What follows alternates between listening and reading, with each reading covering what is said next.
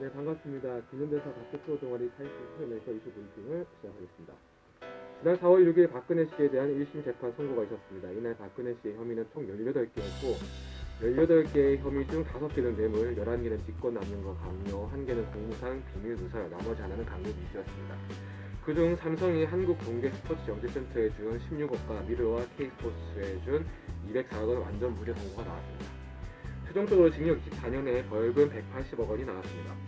특정 범죄 가중처벌법에 따르면 벌금 수수액의 2배에서 5배까지 벌금을 매기도록 되어 있는데 인정된 벌금은 230억 원으로 삼성으로 받은 72억, SK에게 요구한 89억, 그리고 롯데에게 받았다가 돌려준 70억이 포함되어 책정된 것으로 보입니다. 오늘은 박근혜 씨 재판 결과에 대해 눈여겨볼 3가지 이슈를 준비했습니다. 이에 대해서 잠깐 말씀드리겠습니다. 첫 번째, 삼성의 경영 승계에 관한 무죄 판결입니다.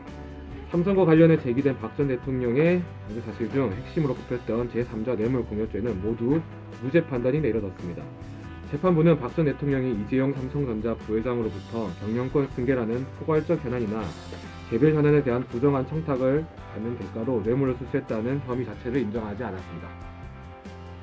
재판부는 검찰이 제시한 부정한 청탁의 근거가 되는 삼성그룹의 현안이 면담 당시 이미 해결됐거나 인정되기 어렵고 이에 대한 명시적, 묵시적 청탁이 있었다고 보기 어렵다고 판단했습니다. 특히 재판부는 이 과정에서 부연 설명을 덧붙였는데요. 재판부는 일반인 입장에서는 포괄적 현안으로서 승계 작업은 당연히 진행되는 것이 아닌가라고 생각할 수 있다며 하지만 피고인의 형사 책임을 논하는 법정에서는 승계 작업에 대한 개념을 명확해야 하고 합리적인 의심이 없을 정도로 증명돼야 한다고 밝혔습니다. 이어 이런 기준으로 볼 때 검찰이 제출한 증거만으로는 이 부회장의 안정적인 승계를 위한 작업을 위해 개별 현안들이 추진됐다고 인정하기에는 부족하다며 승계 작업이 존재한다고 해도 피고인이 청탁의 개념과 내용을 명확하게 인식하고 그에 관한 직무집행이 대가 훈계라고 인식했다고 보기도 어렵다고 밝혔습니다. 두 번째는 이재용 삼성전자 부회장의 항소심 결과와의 연계성입니다. 지난 2월 5일 이재용 삼성전자 부회장에 대한 항소심 판결이 있었습니다. 삼성의 승마 지원 관련해 1심에서는 72억 원이 뇌물로 인정됐지만 항소심에서는 36억 원만이 뇌물로 인정되었습니다. 뇌물 공여죄의 경우 뇌물 액수가 1억 원 이상인 형량에 크게 차이가 없지만 뇌물 액수가 50억 원을 넘기면 형량에 큰 차이가 나게 됩니다. 뇌물 액수가 5억 원 이상 50억 원 미만의 경우 기본 권고형이 2년에서 5년이고 50억 원 이상의 경우 최하 5년에서 무기징역까지 선고할 수가 있습니다. 이재용 부회장의 재판부는 36억 원 상당의 말 소유권이 이재용 부회장에 있다고 판단해서 뇌물액을 36억만으로 본 것입니다. 그에 반해 이번 박근혜 씨의 재판부는 말의 소유권까지 최순실에게 확실하게 넘어갔다고 판단해서 뇌물 액수를 72억 원으로 판단했습니다. 만약 72억 원이 그대로 인정된다면 이재용 부회장의 재판에 악영향을 끼칠 것으로 예상됩니다. 이재용 부회장의 다른 혐의 중 하나인 재산 국외 도피죄의 경우 50억 이상일 경우 10년 이상의 징역에서 무기징역까지 선고될 수 있는 범죄입니다.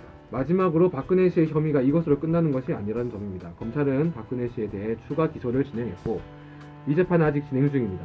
박근혜 씨의 추가 기소 내용은 국정원의 특수활동비 36억 원 이상을 받았다는 것과 지난 20대 국회의원 선거에서 공천에 개입했다는 혐의입니다. 이 중 국정원 특활비 수수권은 유죄로 확정될 시에 10년 이상의 징역에 해당되는 범죄입니다. 그렇게 되면 이번에 받은 24년의 형이 더 추가가 될 예정입니다.